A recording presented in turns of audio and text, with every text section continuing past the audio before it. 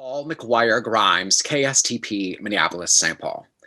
Elizabeth, it is so great talking to you today. I loved Tenet. Fantastic work in it. Thank you. Thank you very much. Yeah, you're welcome. It feels like being in a Christopher Nolan movie would be a dream come true for an actor.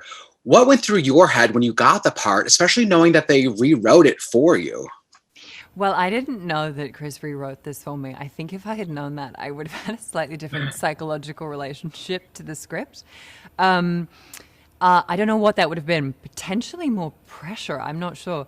I think that Chris exists in a kind of realm of his own in terms of auteurs in the world.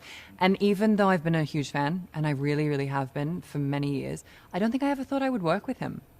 I probably assumed I would maybe meet him one day and be really awkward and then he would not remember it. You know, I don't know what I imagined. And so I think when I actually met him and then read for it and then actually got the part, that's the funny thing about acting life too. There's a sort of sweet spot I always think of about depends. It's anywhere between 4 to 20 minutes of joy. And then it just turns into some kind of terror. Right. Yeah, exactly. Then you think, oh my gosh, now I have to do this thing, and how am I going to do it? So it was sort of like that, but also an enormous gift. It's like someone just giving you a huge gift. He makes these big movie-going experiences. Movies are meant to be seen on the big screen. What are the movies or the movie-going experiences that left a lasting impression on you? Wow, that's a good. You mean in the history of films? Yeah, like I remember seeing The Dark Knight and that I was going to say screening. Yeah, I was going to say I think the Dark Knight movies, The Dark Knight particularly, it's Dark Knight Rises with Heath in it, isn't it? I think The Dark Knight has Heath. Dark Knight Rises was right. Okay, so Dark Knight. I think that film was. I mean, it's actually one of my favorite films of all time, really, and it's comfort food cinema. It never gets old. It never gets less impactful. I think that film for me, and also Inception. Oh, but Dunkirk as well. I mean, really everything. It's sort of, I have watched these films on my television when I needed a fix.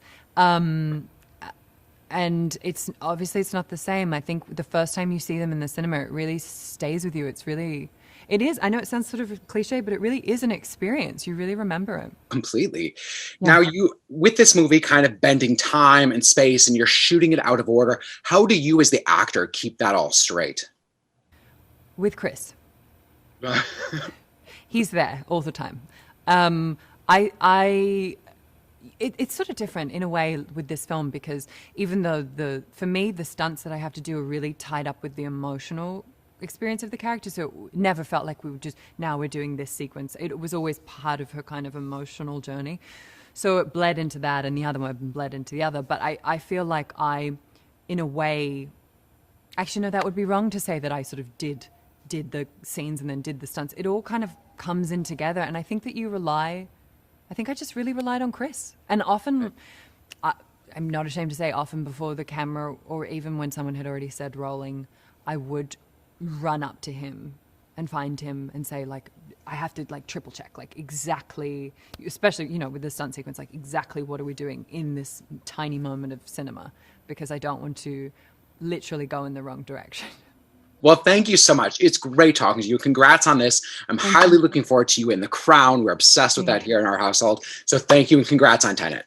Thank you. Thank you so much.